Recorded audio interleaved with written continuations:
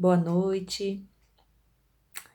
Gostaria de poder compartilhar com vocês pequenas porções da Palavra de Deus para nossa meditação, para edificação, para entendimento, para arrependimento, para salvação, se assim Deus aprouver fazer por meio da minha vida. Diante do cenário que nós temos vivido, tantas opiniões, tantas coisas a serem ditas, né? E a gente às vezes age como se as coisas estivessem completamente fora do controle. Elas estão completamente fora do meu e do seu controle. Mas elas não estão fora do controle de Deus. Há um Deus criador que fez os céus e a terra e que tem o domínio sobre tudo e todos. Em nenhum segundo Deus perdeu o domínio, o controle e a sua soberania sobre todas as coisas e sobre todos os homens. Talvez nós é que estejamos fazendo o errado, né? A gente fica tentando entender a situação, tentando opinar qual seria a melhor forma de lidar com ela, tentando impedir mortes, tentando fazer tantas coisas, muitas vezes, cedendo à tentação natural de todo ser humano de querer ser Deus, nas suas palavras, nas suas ações. Mas nós deixamos de fazer o mais importante, de nos voltarmos para Deus, de nos voltarmos com sinceridade para Deus, para saber o que Deus está fazendo, para tentar aquietar a nossa alma e entender que Deus sempre tem propósitos muito mais elevados que os nossos. Um bom texto para nós refletirmos, lermos e trazermos para a nossa própria vida, reconhecendo o quão pequenos nós somos, reconhecendo a nossa total dependência de Deus. Eu convido você a separar um momento do seu dia, seja você cristão ou não, um momento do seu tempo, e você lê as palavras que estão registradas no livro de Jó, do capítulo 38 até o capítulo 41. Esses capítulos trazem a resposta de Deus aos questionamentos de Jó. Jó não entendia o seu sofrimento, Jó não entendia o que estava acontecendo na sua vida, as calamidades que o estavam afligindo. E então, em meio a tantos questionamentos, em meio a tantas dúvidas, Jó se depara com a resposta de Deus. E Deus responde Jó no capítulo 38, no capítulo 39, no capítulo 40 e no capítulo 41. E ao responder Jó, ao se dirigir a Jó em resposta, Deus não responde nenhum dos seus questionamentos. Mas Deus leva Jó a perceber quem ele é e quem Deus é. Esses capítulos de Jó vai nos mostrar o domínio e o controle de Deus sobre todas as coisas. E eu poderia ler inúmeros versos dessas passagens, desse texto tão abrangente do domínio, do poder, da soberania de Deus, de como Deus controla todas as coisas em todo o mundo. Mas tem um que sempre fala muito comigo. E quando eu paro para olhar para esse versículo, para esse pedacinho da Bíblia, eu me lembro de quem Deus é, da sua grandeza, da sua soberania, da sua majestade, que Ele não perdeu o domínio e o controle sobre nada, nem sobre a minha vida, nem sobre a sua vida, nem sobre qualquer calamidade que assola o mundo. Está tudo no controle de Deus. Tudo faz parte dos planos e dos propósitos mais elevados dele, que eu e você não entendemos. Esse verso está no capítulo 39, versículo 1 do livro de Jó, que diz assim: Sabes tu o tempo em que as cabras monteses têm os filhos? Essa é a primeira parte do versículo. E é essa parte que Deus me faz sempre lembrar quem Ele é. A primeira vez que eu li essa passagem, eu imaginei que animal era esse, as cabras monteses. Então eu fui pesquisar. Nós, aqui no Ocidente, não conhecemos cabras monteses. Elas vivem principalmente nas montanhas, em lugares desertos, não habitados. Elas escalam montanhas, com muita habilidade até. E aqui Deus está perguntando a Jó se ele sabe o tempo em que as cabras monteses têm os seus filhos. E quando eu olho para isso, um animal que está numa região deserta, numa região onde o homem não tem conhecimento e não precisa estar ali cuidando daquele animal. Mas Deus sabe, Deus conhece o tempo e Deus se importa. Que dirá com as nossas vidas? E todos queremos clamar a Deus por um socorro, por uma resposta favorável, por cura, pelo fim do sofrimento, pelo alívio, pelo consolo, diante de tantas calamidades, diante de tantas perdas. Mas eu quero te convidar para fazer o inverso, para deixar Deus sondar o seu coração, para deixar Deus nos levar com seu Espírito a refletir em como está a nossa vida diante de Deus. Porque nós imaginamos que Deus é bom e que Deus é amor, e que então Deus só faz coisas boas na terra. Então Deus vai curar, então Deus vai parar essa pandemia, então Deus vai cuidar de todas as coisas, de todas as áreas.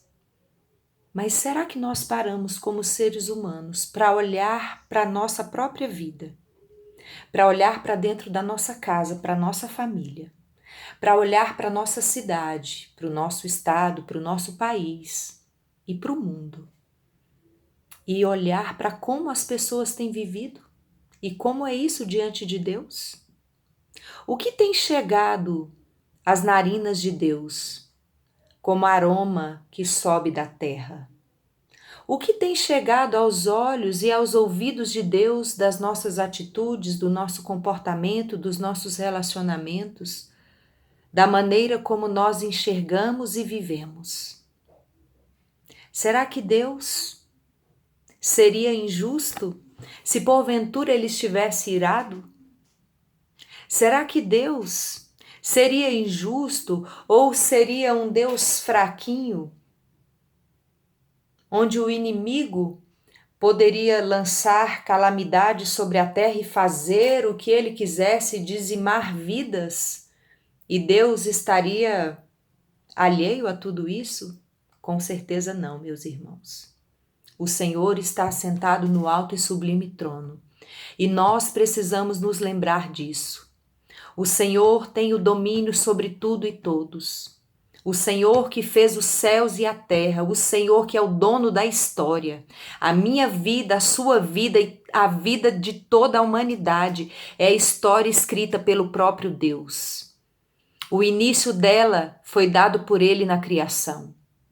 O final dela, que para nós cristãos nós lemos e nos regozijamos em Apocalipse 22, também é dado pelo próprio Deus. Nada fugiu do seu controle. Nós precisamos voltar os nossos olhos para o Senhor. Nós precisamos nos arrepender dos nossos pecados. Nós precisamos reconhecer como Jó reconheceu. Ao final de ouvir todos os questionamentos que Deus fez a ele, de toda a reflexão que Deus fez Jó ter, reconhecendo que ele não sabia nada, que ele estava tão distante do domínio e do controle de todas as coisas, que o conhecimento dele era tão pequeno. Então agora Jó passa a conhecer e reconhecer a grandeza de Deus. E quando Jó então vai se falar novamente, vai responder ao Senhor, Jó vai iniciar lá no capítulo 42, no verso 2, dizendo ao Senhor assim: bem sei que tudo podes, e nenhum dos teus planos pode ser frustrado. Não existe injustiça em Deus. Escuta o que eu estou te dizendo à luz da palavra de Deus. Não existe injustiça em Deus. A justiça é inerente ao caráter de Deus. A justiça é um atributo de Deus. O Senhor é justo. Deus é justo. Ninguém passa sofrimento por injustiça. Ninguém sofre perdas por injustiça. Eu não estou dizendo de injustiças de homens. Eu estou falando de Deus. Não existe injustiça em Deus. Não existe. Assim como nada foge ao seu controle. Então nós precisamos olhar à nossa volta, a tudo que está acontecendo. E isso precisa fazer com que nós venhamos nos voltar a Deus, quebrantados, arrependidos, humilhados, reconhecendo a nossa condição pequena de ser humano, reconhecendo a nossa profunda e total dependência da misericórdia dele, da graça dele, do poder dele, da cura que só ele pode dar, seja do nosso corpo, seja da nossa alma, seja do nosso espírito. Vivemos de qualquer maneira. Ofendemos, somos ofendidos, guardamos ressentimentos, não perdoamos, acusamos, apontamos, criticamos de maneira impiedosa, agimos de maneira incrédula, de maneira às vezes ímpia, maldosa, com perversidade. Mas ainda assim nós queremos apenas o favor e o amor de Deus. Mas ainda assim nós não queremos refletir em coisas maiores. Estamos tão preocupados com essa vida, estamos tão preocupados com as perdas desta vida, tão preocupados e com medo de sofrermos, quando nós deveríamos, em meio a tudo isso, colocar os nossos olhos no Senhor, a nossa confiança em Deus. Reconhecer que só Ele é o nosso refúgio, só Ele é o nosso guardião, só Ele é o nosso amparo, só Ele é o nosso consolo. E deveríamos, na mesma medida, crescermos em temor, temer a Deus. Como bem disse Salomão, o homem mais sábio que já pisou nesta terra. O temor do Senhor é o princípio da sabedoria. Que nós possamos começar a refletir, nos voltarmos para Deus e para a sua palavra, em reconhecimento, em humildade, em agradecimento, em súplica, reconhecendo que Ele é Deus que tem o domínio de todas as coisas e que nós somos pequenos, somos falhos, somos humanos. Nós carecemos da sua graça, carecemos da sua justiça, carecemos da sua misericórdia, carecemos do seu amor, carecemos do seu socorro. Precisamos clamar. Se em meio a tudo isso, em mais de um ano de pandemia,